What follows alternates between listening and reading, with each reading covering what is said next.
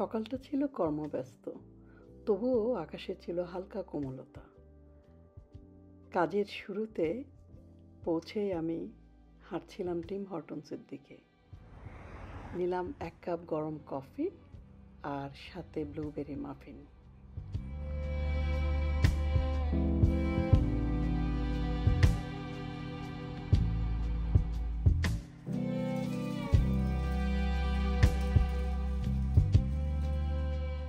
পার্কের বেঞ্চে বসে ঝটপট সকালের নাস্তাটা খাওয়া হলো, কিন্তু আসল আনন্দ ছিল চারিপাশে তাকিয়ে দেখা। মানুষজন কেউ দ্রুত হাঁটছে, কেউ ধীরে ধীরে দৌড়াচ্ছে। শহর যেন ধীরে ধীরে প্রাণ ফিরে পাচ্ছে, আর আমি চুপচাপ সেই দৃশ্যের অংশ হয়ে বসে আছি। সাধারণ 1 কফি আর ছোট্ট একটা মাফিন, কিন্তু মনে হলো এটিই হয়তো দিনের সবচেয়ে সুন্দর শুরু।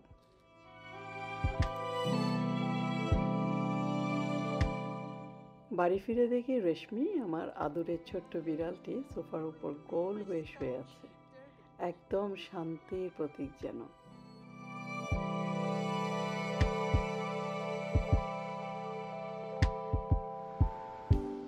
প্রচণ্ড খিদে লেগেছে, তাই ঝটপট রান্না করছি কাঁচা টমেটোর টক।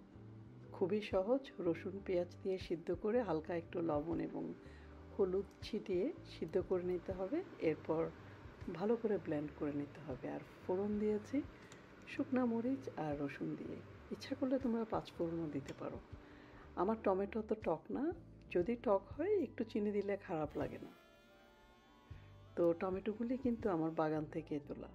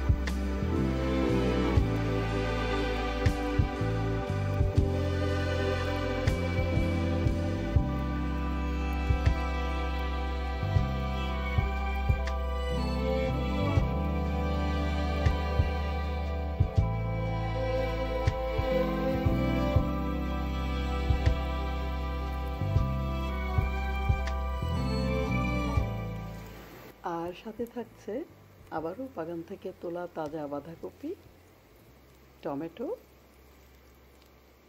খুব হালকা করে রান্না করে, কোনো রকমের মশলা ছাড়াই।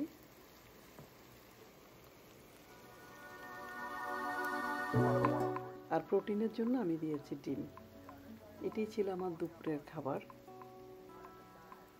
একটি সাধারণ খাবার, কিন্তু নিজের বাগান থেকে তোলা সবজি দিয়ে রান্না করার আনন্দটা যেন অন্য কোনো কিছুর সাথে তুলনা হয় না। প্রতিটি খাবারই যেন প্রকৃতির উপহার। আমার খুবই ভালো লেগেছে দুপুরের খাবারটা।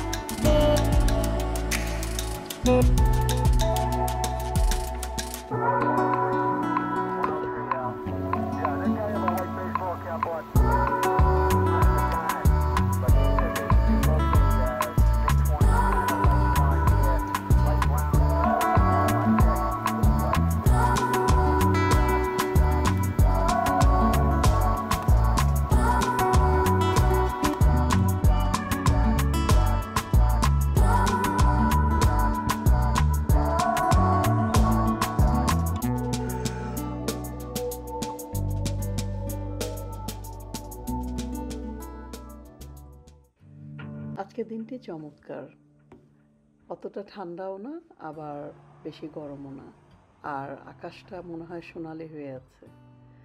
আমার প্যাটিওতে বসার সময় খুব একটা হয় না, আজকে একটা বই নিয়ে বসলাম। যদিও আমার সব সুন্দর সুন্দর গাছগুলি এখন ঘরের ভিতরে নিয়ে গিয়েছি, যেহেতু রাতে অনেক ঠান্ডা পড়ে এবং গাছগুলি আস্তে আস্তে মরে যাবে সেজন্য, কিন্তু এখনও কিছু ক্যাকটাস আর সাকুলেন্ট আছে, আর ডালিয়ার এখনও পর্যন্ত সুন্দর ফুল ফোটাচ্ছে নিচে এবং উপরে কয়েকটা গাছ এখনও পর্যন্ত ভালোই লাগছে। তো আমার বাইরে দেখে ইভি দৌড় দিল নিচে এক মুহূর্তে, তো ওকে একটু ধরে নিয়ে আসতে গেলাম, নতুবা কোথায় হারিয়ে যাবে কোনো ঠিক নাই।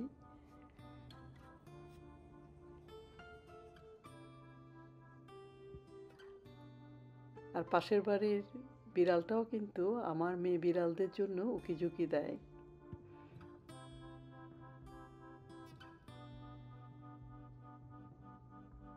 আজকে সব কিছু মিলিয়ে কেমন একটা শান্তির একটা পরিবেশ, চারিদিকে চুপচাপ। তো আমি বই পড়ছি খুবই মন দিয়ে, চমৎকার একটা বই, আর সময়টা যেন থমকে আছে। আমার মনে হচ্ছে সময়টা থমকে যাক, আমি এভাবেই অনন্তকাল বই পড়ি আর চায়ের চুমুক দেই আর প্রকৃতিকে দেখি।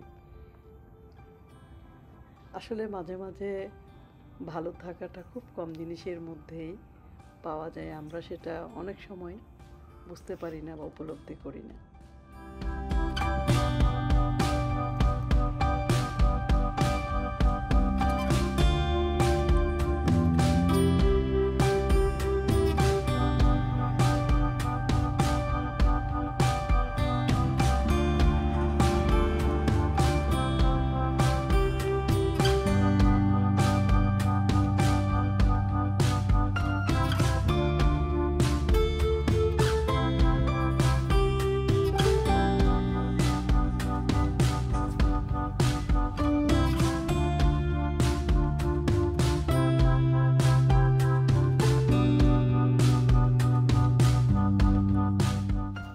এখানে বিকেলের কোনো নাস্তা খাওয়ার প্রবণতা নাই, আমরা লাঞ্চ করি আর ডিনার করি, মাঝখানে হয়তো এক কাপ চা খুব বেশি হলে। তো সন্ধ্যা হয় খুব তাড়াতাড়ি, 6টা-7টার মধ্যেই আমাদেরকে ডিনার করতে হয়, তাই বারান্দায় বেশি সময় না কাটিয়ে চলে আসলাম রাতে রান্না করার জন্য। তো ইউটিউবে একটা ভিডিও দেখছিলাম, খোসাসহ মসুর ডালের একটা রেসিপি, ইন্ডিয়ান মহারাষ্ট্রের। তো ওর রান্না দেখতে আমার খুব ভালো লাগে, এই মুহূর্তে নামটা মনে পড়ছে না, তো সেটাই আমি ট্রাই করছি।